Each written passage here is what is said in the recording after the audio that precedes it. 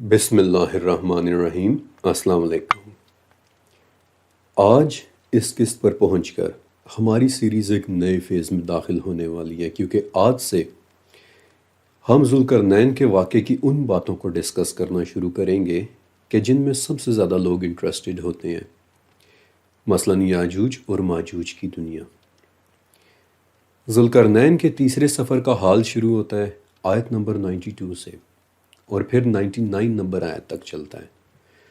اور اسے ڈسکس کرنے سے پہلے میں آپ کو آسان ترین الفاظ میں بتا دیتا ہوں کہ اس واقعے میں آخر ہو کیا رہا ہے۔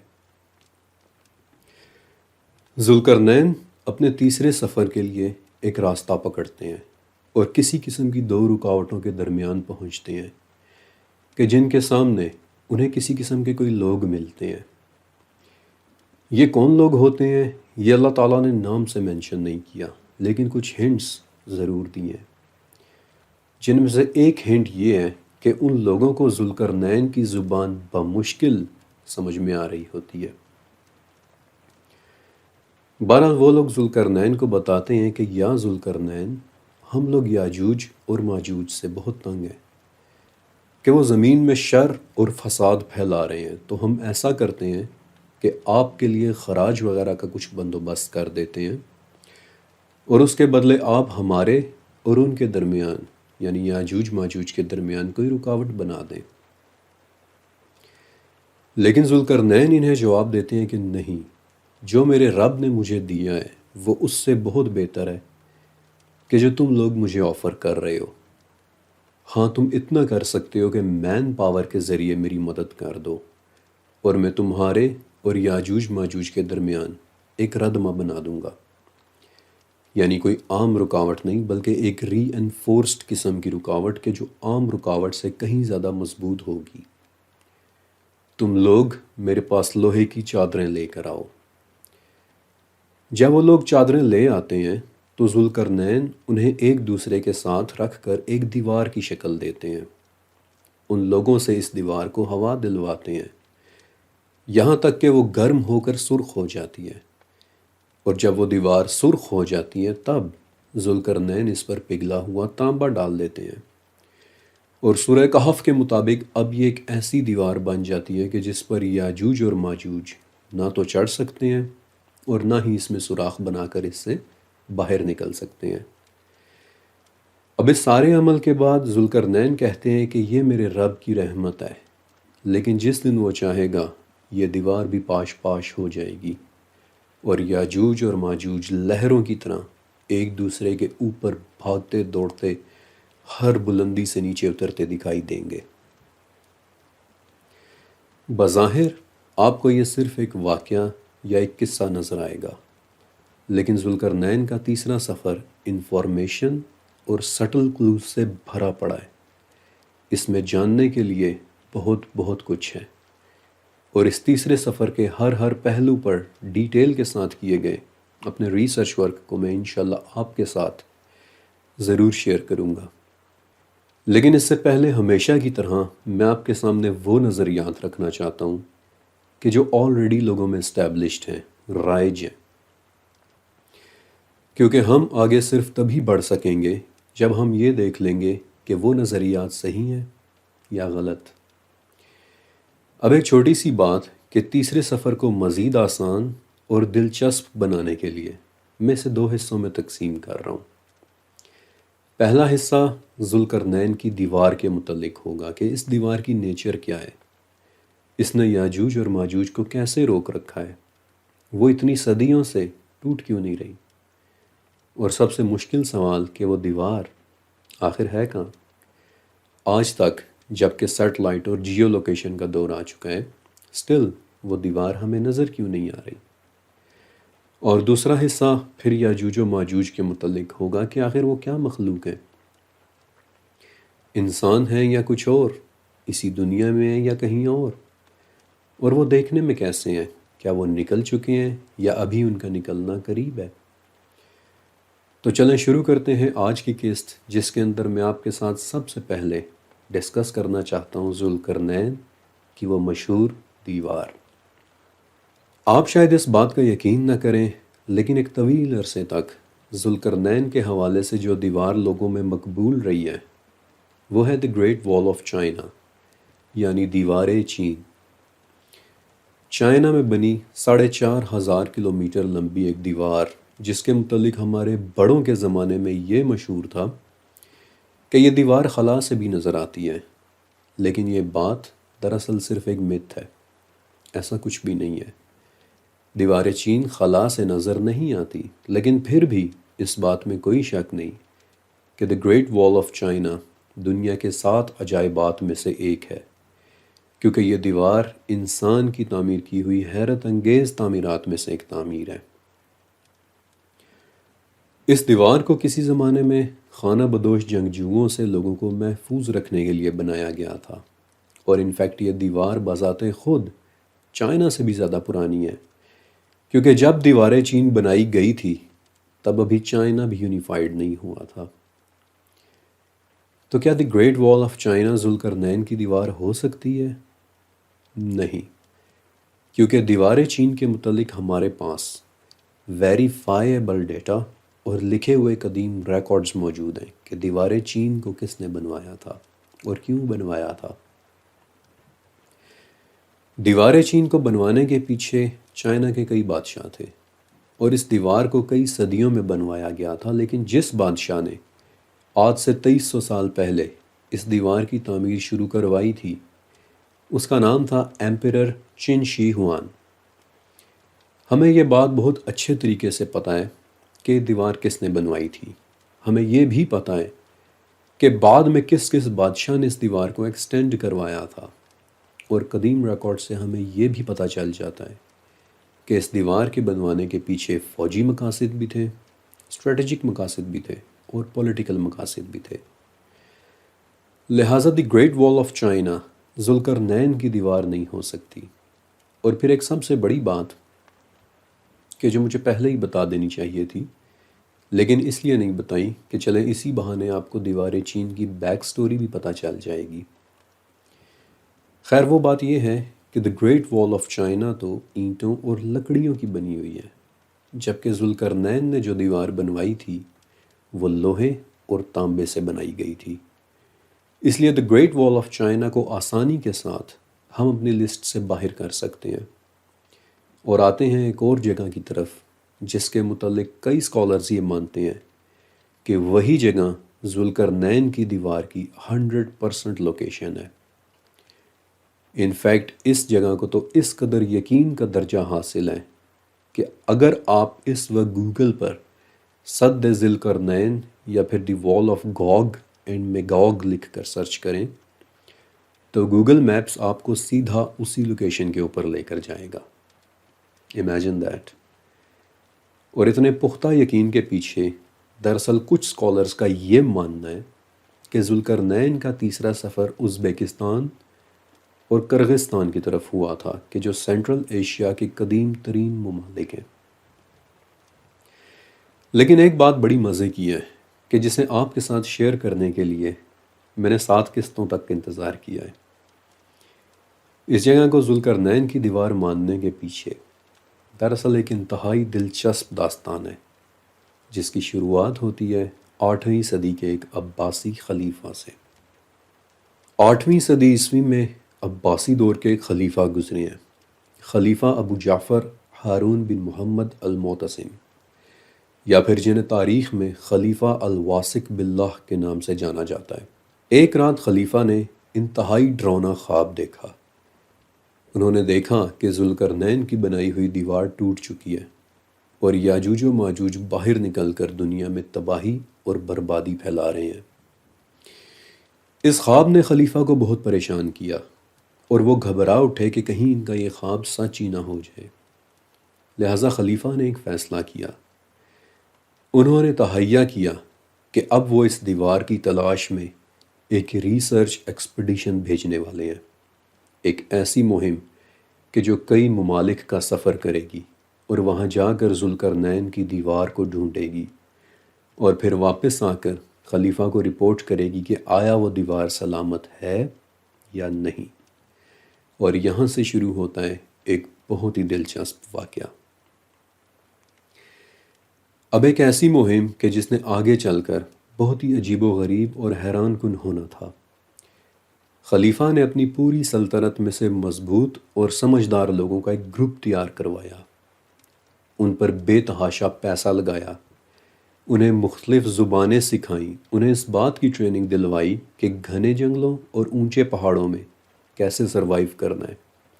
ان کے لیے ہندوستان سے لے کر سینٹرل ایشیا، چائنا اور روس تک کے ہر ملک کی کرنسی منگوائی تاکہ انہیں راستے میں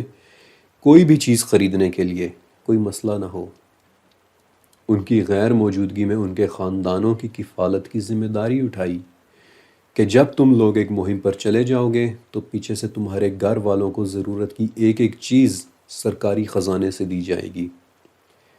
اور سب سے آخر میں ان لوگوں کو اپنی شاہی مہر کے ساتھ رائل لیٹرز یا شاہی اجازت نامے بھی لکھ کر دیے تاکہ اپنی مہم کے دوران وہ لوگ جس بھی ملک میں جائیں وہاں انہیں روکا نہ جائے۔ اور اس مہم کو لیڈ کرنے والے شخص کا نام تھا سلام۔ اور یوں شروع ہوئی ذوالقرنین کی دیوار کو ڈھونڈنے کی ایک حیران کن مہم۔ یہ سفر ایک انتہائی دلچسپ داستان ہے کہ کیسے سلام اور اس کی ٹیم کے لوگ بغداد سے نکلے اور راستے میں خوبصورت اور عالیشان شہروں کو دیکھتے دیکھتے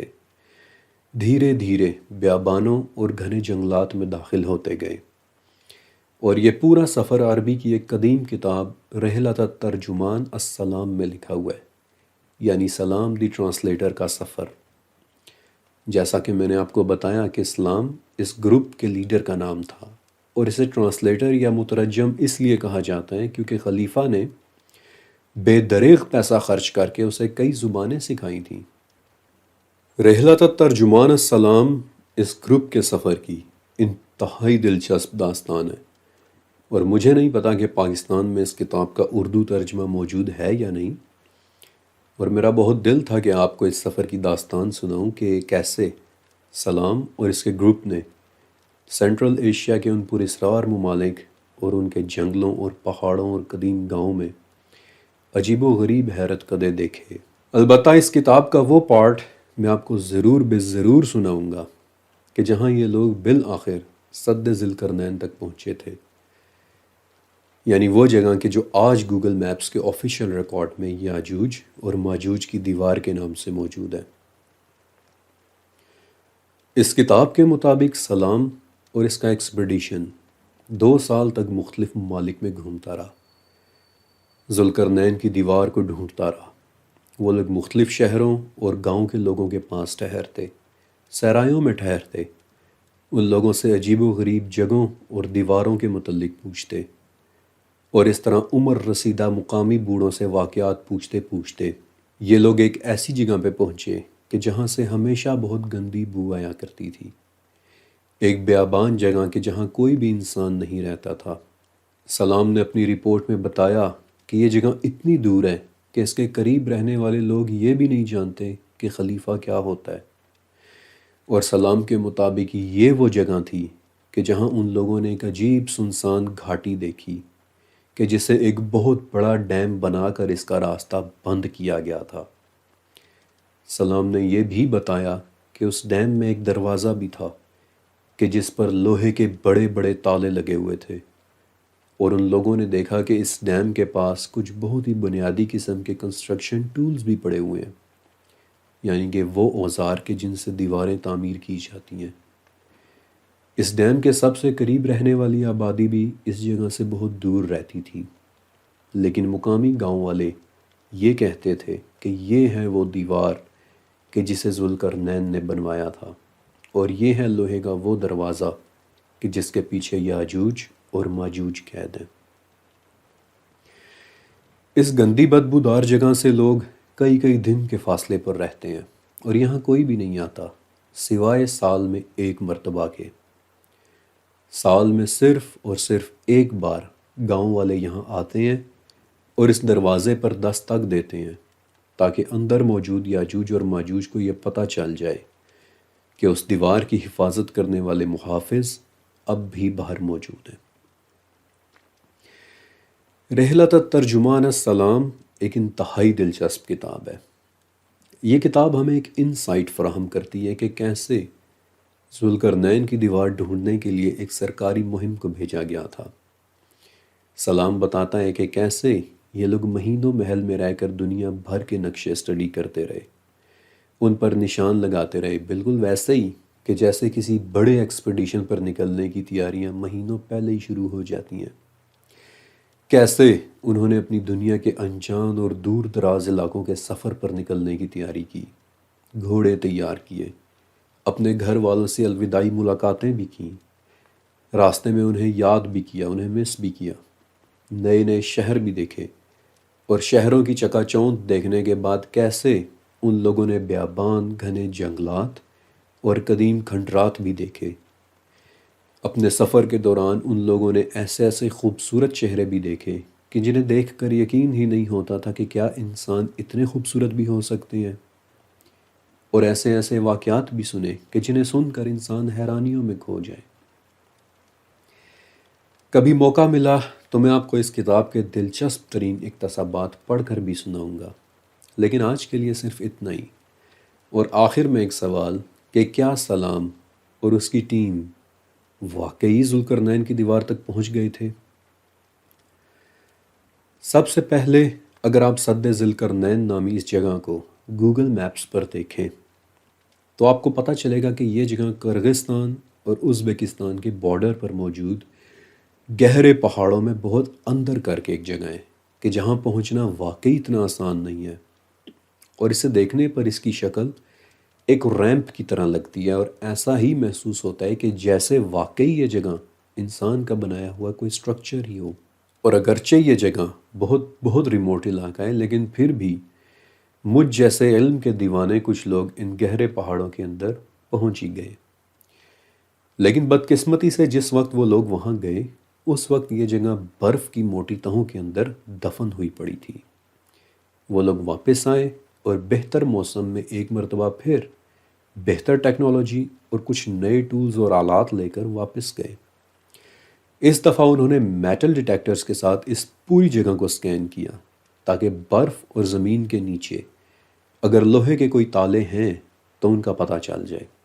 لیکن ان لوگوں کو کسی بھی قسم کی کوئی غیر معمولی چیز نہیں ملی۔ تو پھر سلام نے کس ڈیم یا دیوار کا ذکر کیا ہوگا؟ اس حوالے سے میں نے بہت زیادہ ایگریسو ریسرچ ورک کیا کہ آخر سلام نے کون سی جگہ دیکھی ہو سکتی ہے، لیکن کسی قدیم کتاب میں مجھے اس گاؤں اور اس بدبودار جگہ کا ذکر نہیں ملا، اور کسی قسم کا ریفرنس نہ ملنا اس بات کی نشانی تھی کہ میں اس واقعے میں موجود چھپے ہوئے کلوز کو دیکھوں، حتیٰ کہ مجھے ریفرنس نہ ملنے کی وجہ سمجھ آ گئی۔ اب آپ نے بہت غور سے سننا ہے، کیونکہ اب میں آپ کو اس مہم کا ایک دوسرا رخ دکھانے والا ہوں، جس کے بعد آپ کو سمجھ آ جائے گی کہ قدیم کتابوں میں اس جگہ کا ذکر کیوں نہیں ملتا۔ سب سے پہلی بات کہ جب سلام کا ایکسپیڈیشن واپس پہنچا تو ان میں سے بہت کم لوگ زندہ بچ پائے تھے، یہ بات آپ نے ذہن میں رکھنی ہے۔ مہم کے زیادہ تر لوگ شدید ترین موسم اور پہاڑوں کی سختیوں کا شکار ہو کر راستے میں ہی فوت ہو گئے تھے۔ وہ لوگ بغداد کے موسم کے عادی تھے اور کوکاکس کے پہاڑی سلسلوں کے سامنے they didn't stand a chance۔ پھر پیچھے بغداد میں خلیفہ الواسق 2 سال تک ان لوگوں کے انتظار میں پریشان رہے تھے، کیونکہ انہیں اپنا خواب سچا ہو جانے کا خوف تھا اور وہ جلد از جلد دیوار کی سلامتی کی خبر سننا چاہ رہے تھے۔ اس ایکسپیڈیشن کی تیاری کے لیے انہوں نے بے تحاشا پیسہ خرچ کیا تھا، ان لوگوں پر انویسٹمنٹ کی تھی، انہیں مختلف زبانیں سکھوائی تھیں، ان کے پورے پورے خاندانوں کی کفالت کی تھی۔ آپ کچھ سمجھے؟ غور سے ان تمام فیکٹس میں چھپی ہوئی وجہ کو سمجھیں کہ ایسے میں اتنے بندے مروانے، اتنا پیسہ لگانے اور اتنا انتظار کروانے کے بعد اگر سلام خالی ہاتھ واپس آتا تو آپ سوچ سکتے ہیں کہ خلیفہ نے اس کے ساتھ کیا سلوک کرنا تھا۔ اس ایکسپیڈیشن کا فیلئر نہ صرف خلیفہ کے عتاب کا باعث بنتا بلکہ سلطنت میں خلیفہ کے خلاف چہمگوئیوں کا بازار بھی گرم ہو جاتا،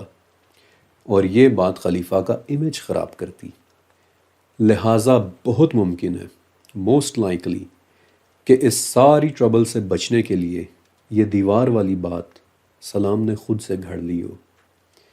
کیونکہ ایسا ہو ہی نہیں سکتا تھا کہ خلیفہ کی اتنی بڑی انویسٹمنٹ اور اتنے لوگوں کی جانیں گنوانے کے بعد سلام خالی ہاتھ واپس آ کر کہتا کہ مجھے کچھ نہیں ملا۔ پھر دوسری بات کہ سلام نے دیوار کی جو ڈسکرپشن بتائی وہ ذوالقرنین کی دیوار کی ڈسکرپشن کے ساتھ کسی طرح سے بھی میچ نہیں کرتی۔ مثلا سلام نے جس دیوار کا بتایا اس میں بڑے بڑے دروازے تھے، جبکہ ذوالقرنین کی بنائی ہوئی دیوار میں کوئی دروازہ نہیں تھا۔ پھر سلام کی بتائی ہوئی دیوار میں لوہے کے بڑے بڑے تالے پڑے ہوئے تھے، جبکہ ذوالقرنین کی بنائی ہوئی دیوار میں نہ تو کوئی تالا تھا اور نہ ہی کوئی چابی۔ اس لیے گوگل میپس پر موجود سد ذی القرنین نام کی یہ مشہور جگہ، جسے گوگل آفیشلی ڈکلیئر کر رہا ہے کہ یہی یاجوج ماجوج کی دیوار ہے، لاجیکلی یہ وہ دیوار ہو ہی نہیں سکتی۔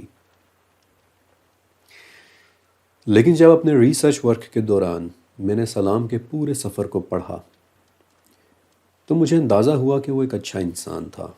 اور اپنے گروپ کے لوگوں کا بہت زیادہ خیال کیا کرتا تھا۔ اپنے گروپ کے لوگوں کے لیے وہ جنگلی جانوروں سے بھی لڑا، جس میں اس کی ٹانگ بھی ضائع ہو گئی تھی۔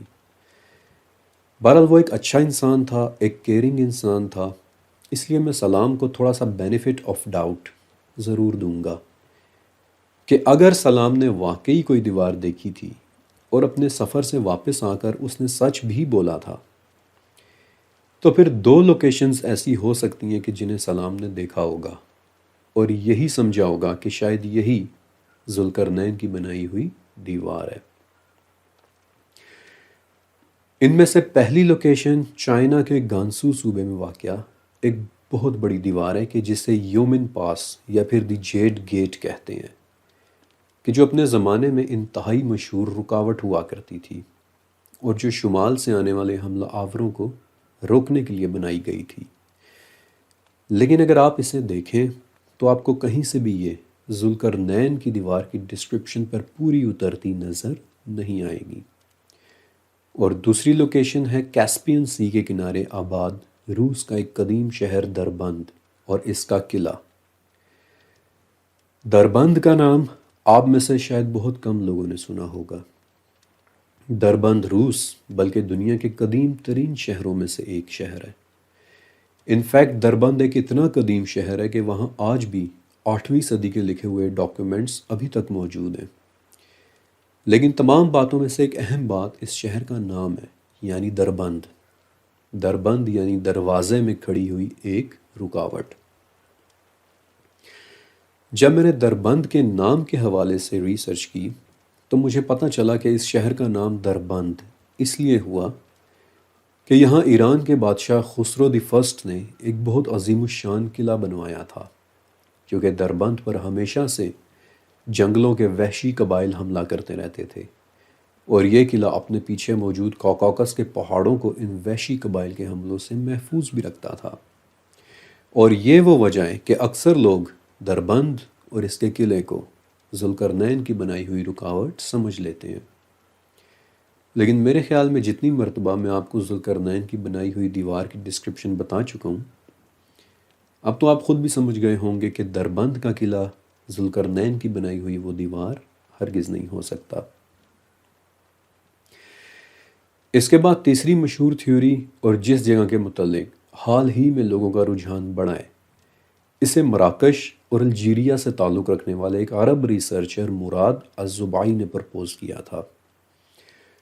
اور وہ کہتے ہیں کہ ذوالقرنین کی وہ دیوار روس کے پہاڑوں میں ہو سکتی ہے، کیونکہ روس دنیا کا سب سے بڑا ملک ہے۔ اس کا ایریا بہت بڑا ہے اور یہ ایریا انٹارکٹیکا اور الاسکا کے بعد دنیا کے سب سے کم ایکسپلور کیے گئے علاقوں میں سے ایک ہے۔ یہی تو دنیا کا سب سے بڑا جنگل ٹائیگا فارسٹ ہے، اور سائبیریا کے جنگلوں میں تو آج بھی ایسی ریموٹ اور دور دراز کی جگہیں ہیں کہ وہاں آرکیالوجی کے لیے ایکسپیڈیشن،